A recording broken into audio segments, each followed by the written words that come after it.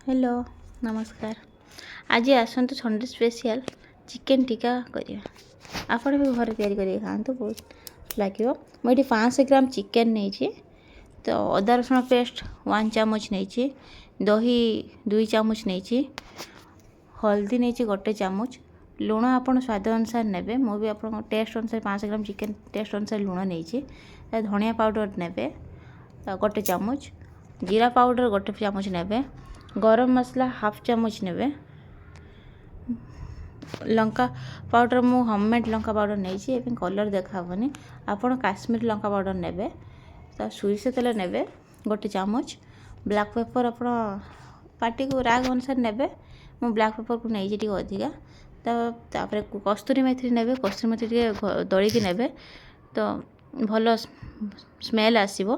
मु लेंबू फाड़े नहीं से चिकेन टे नरम आसो, तो आपन ताको गुड़े भल से गुड़े दही मसला का सब मैग्नेशन भल से दलिके गुड़े, तापर आप फ्रिज रे 30 मिनिट रखिए, 30 मिनिट ना 1 आवर रखिए, यदि आप टाइम अच्छे तो 1 आवर रखिदे फ्रिज रे। रखला पर मुझे चिकेन टिक्का स्टिक नहीं मु काठी स्टिक नहीं नाला आप चिकेन एमती सब पूरे चिकेन मुझे ग्रिल पैन नहीं, आपड़ चाहिए नॉर्मल पैन भी नहीं पारे यूज करें तो करे नहीं पारे, आप स्टिक भी ना भी चलो, आप गोटे गोटे एमती पैन ले बसई करें नॉर्मल पैन लो भी कि ग्रिल पैन लो जो थे ग्रिल पैन लो भी करें। मुझे ग्रिल पैन नहीं तो मु तेल यूज कर रिफाइन ऑयल, आपण बटर करें, मु बटर यूज करना, मु रिफाइन ऑयल यूज करछी। आपण तो ब्रश से चारिआड़ को स्प्रेड करदे ऑयल टी कर सारापर आपड़ जो काठर पूरी रखिए चिकेन सब मसला से सब चिकेन को सब आम गोटे गोटे कर पकड़ा तो पैन टा गरम हो सारापर तेल भी गरम हो सारापर आम पकड़ा ना लगे ग्रिल पैन रे, तो नॉर्मल पैन भी लगे गरम जब न रही एमती सब गोटे गोटे कर पकईली। मुझे 500 ग्राम चिकेन नहीं से अनुसार मसला नहीं, आपड़ भी सेमतिया ने, आपड़ भी घर कर ट्राए करूँ बहुत टेस्टली लगे।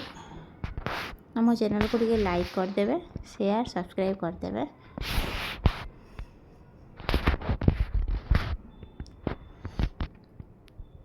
सीम आंचर करेंगे, मीडियम के हाई रो करेंगे, पूरा सीम आंचर करेंगे। सीम आंचर कले चिकेन टा भीतर को भलसे भीतर बहुत भलसे हो।